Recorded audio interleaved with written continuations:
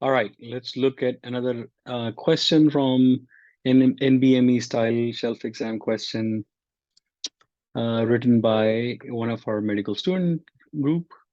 And I haven't reviewed these questions before, so let's do them together. All right, an 89-year-old woman comes into the emergency room due to 4 days of progressive left leg weakness and difficulty walking after a therapy session, a physical therapy PT session.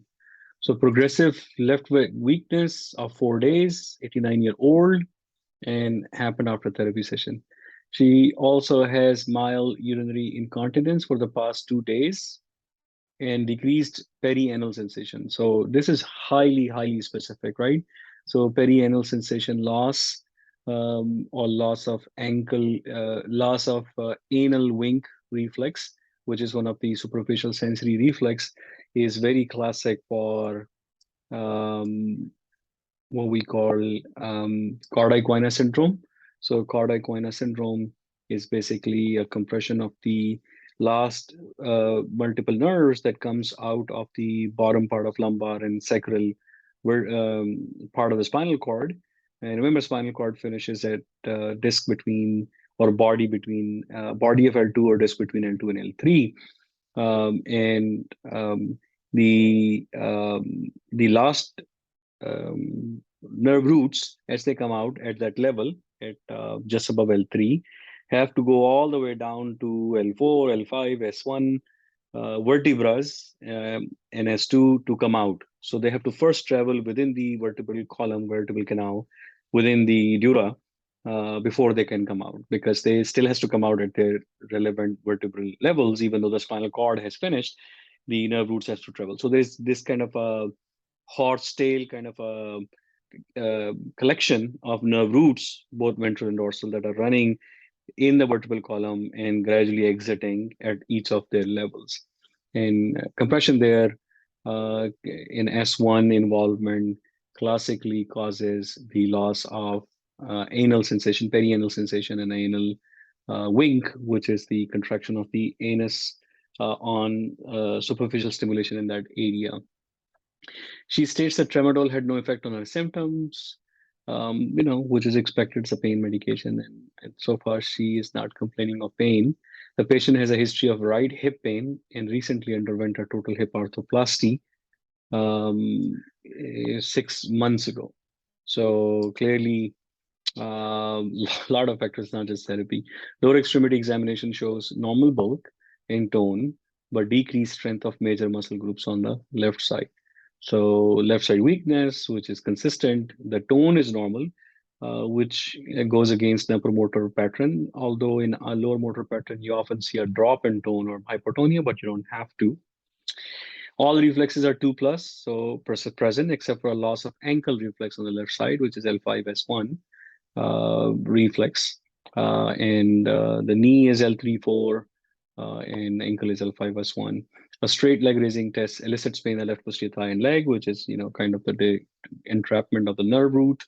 There is decreased sensation on the posterior side of the left leg, which is probably S1.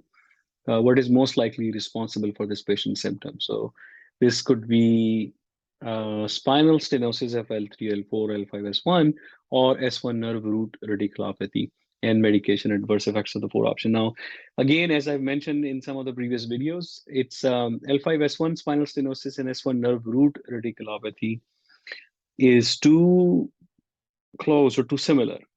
And similarly, even L5S1 and L3-4 are, although L4-5 is missing, there is some gap there. It can be confusing unless you have made things very clear.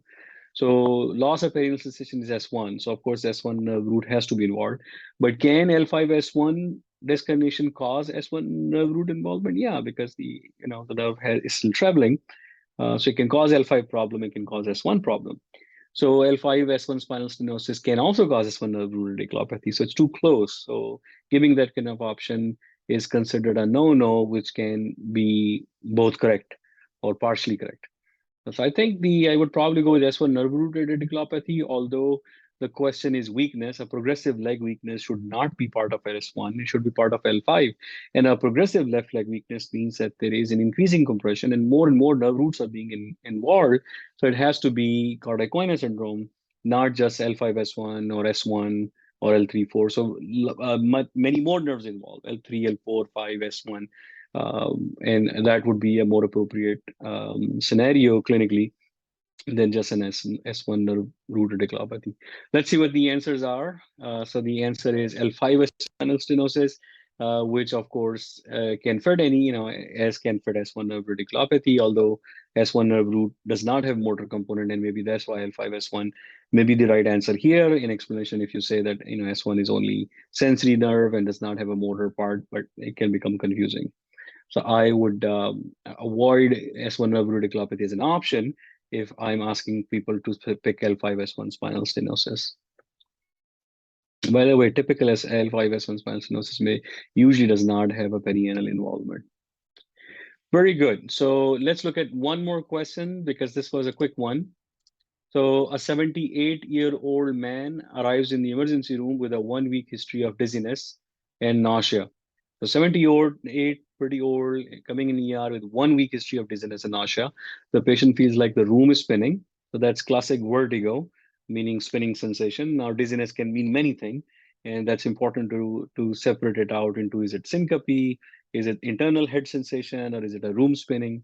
And complaints of constipation. Now that's a very unusual combination of vertigo, which is either central or peripheral, but often we think about vertigo as a peripheral phenomena and head spinning as a more central phenomena, and complaints of constipation. So constipation, you have to link it with these things if this information is being given.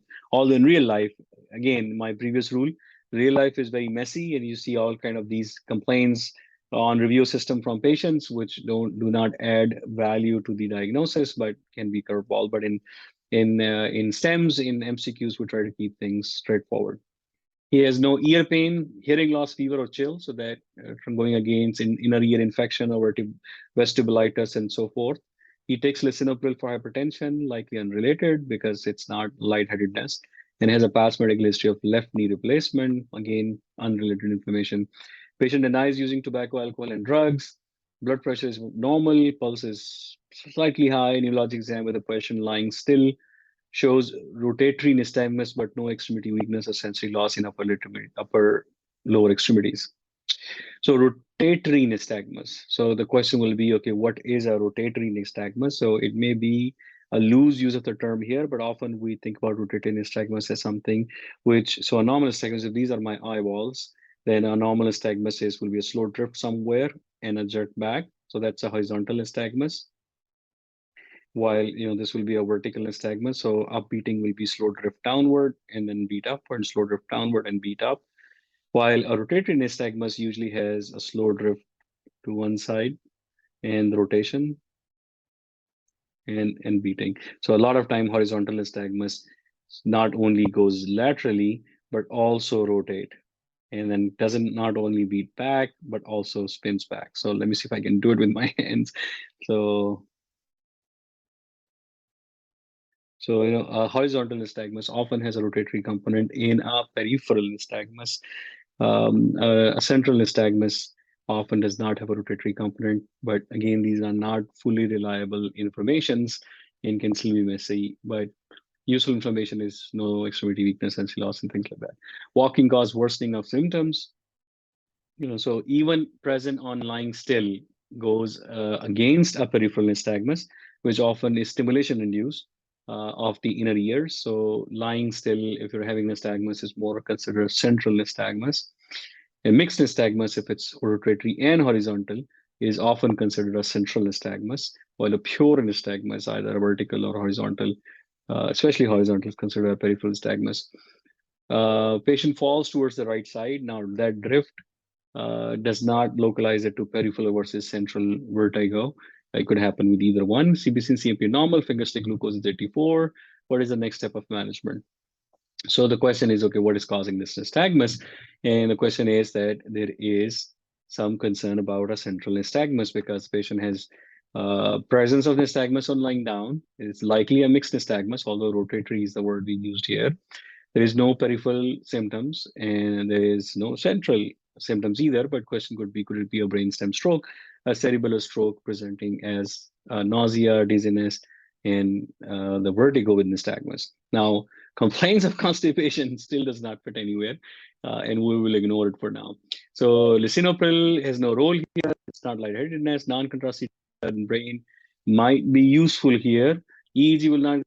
This is not going to help, and otolith repositioning is likely not the issue because it's happening while he's lying still, which goes against BPPV, benign paroxysmal peripheral nystagmus, or vertigo, which requires otolith repositioning. So the answer should be the non-contrastivity of the head, although the diagnosis is less convincing, but it's some form of central nystagmus. And yes, so we were thinking on this, although some things I would slightly word differently, but I think we got the gist of it. All right, let me stop here and we will continue.